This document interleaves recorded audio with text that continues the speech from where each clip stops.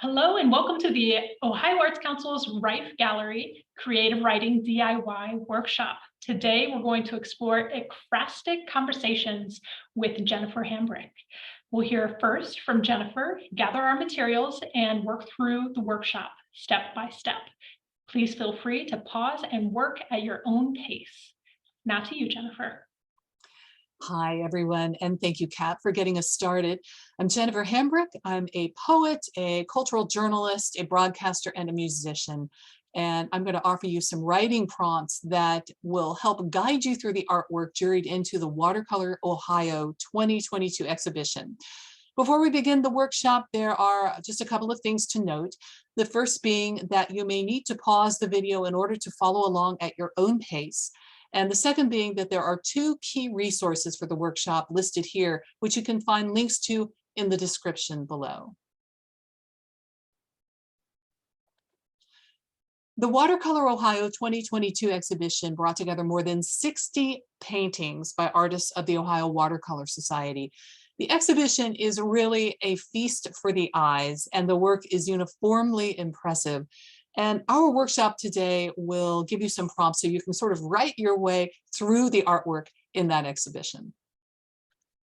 So as Kat mentioned a moment ago, whatever materials you need to write with, go ahead and take a moment now and gather them. Your laptop or tablet or other device, maybe your writing journal and good old-fashioned pen and pencil, whatever you need and wherever you need to be in order to write comfortably, take a moment right now to make that happen. The aim of this workshop is to give you as a writer a chance to be in conversation with some works of visual art, and through those conversations to be inspired to write something new. As a creative writer, I am primarily a poet, so I might refer to poems and to writing poetry a lot, but you can apply the same concepts in the prompts that we'll explore to other types of creative writing, whatever types of writing you'd like to do. Basically, we will be doing ekphrastic writing. The word ekphrasis comes from the Greek word that means description. And an ekphrastic poem is a poem that takes its inspiration from another work of art.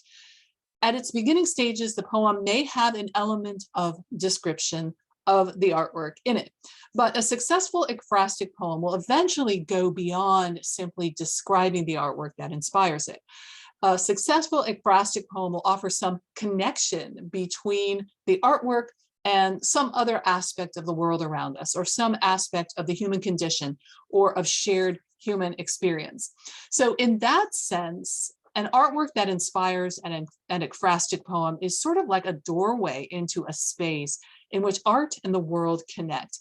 And in writing the ekphrastic poem you write, you are stepping into that space and guiding your reader into that space with you. So let's dive into our writing prompts. This is Christopher Leeper's painting, Summer Song. It is a gorgeous painting, but there's something really intriguing about this painting to me, and that is the little footpath in the lower right corner of the frame.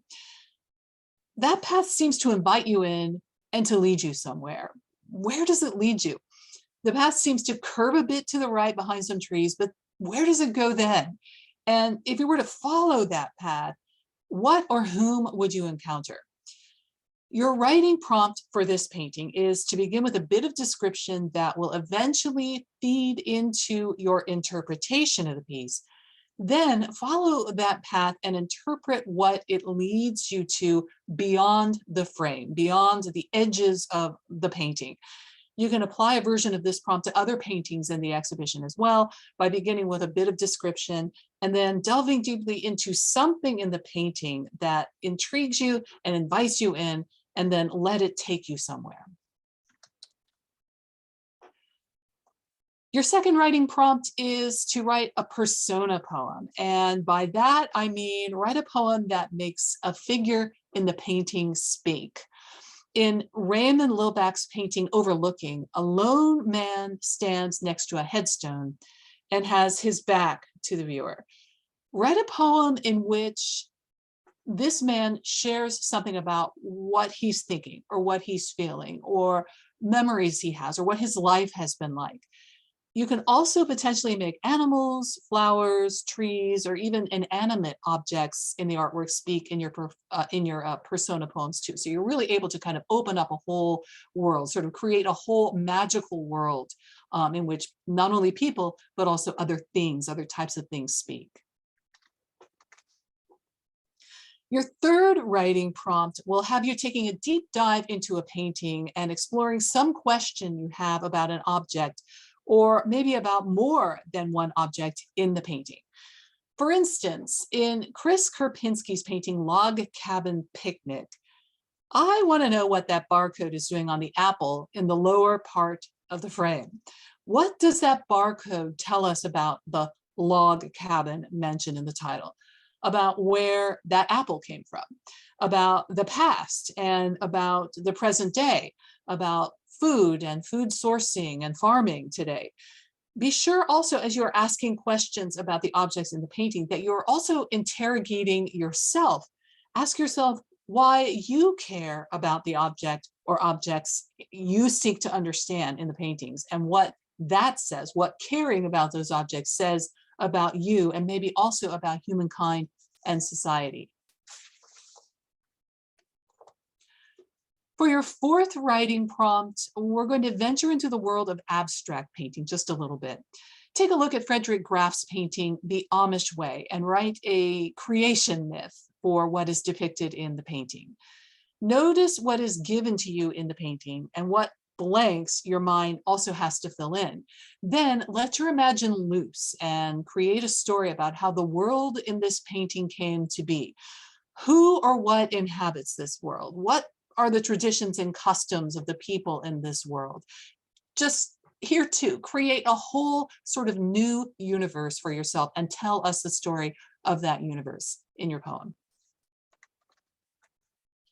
And here we are at our fifth and final writing prompt. Take a look at Julie de Siena's painting Sycamores and note the very interesting point of view that the artist gives you.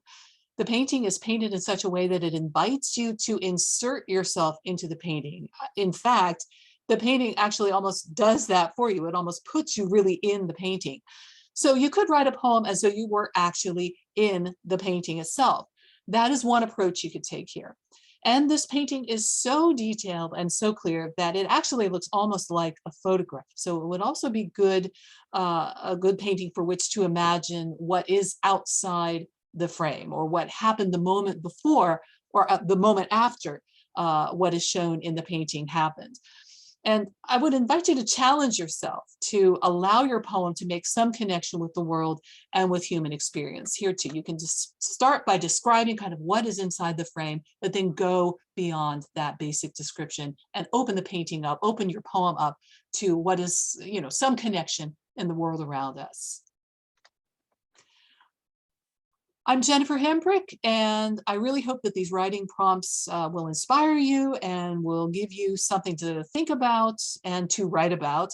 I'd love to hear from you, so feel free, please, to reach out to me through the contact page of my website, which is jenniferhambrick.com. Thank you so much, and I wish you happy writing. Thank you again, Jennifer, for providing such a great DIY opportunity for writers. And thanks to all of you for joining us. Once again, this is the Creative Writing DIY Workshop with Jennifer Hambrick, inspired by the Ohio Arts Council's Rife Gallery's Watercolor 2022 exhibition. You can find out more about upcoming programming at rifegallery.eventbrite.com. And you can enjoy concluded programming anytime at our YouTube and Facebook pages. I'd like to give a special thank you to the Ohio Watercolor Society for putting on such a great exhibition. And of course, a big thank you to the Governor's Office, the Ohio Legislature, and to the Ohio Arts Council's board who supports this great space. Thanks and have a great day.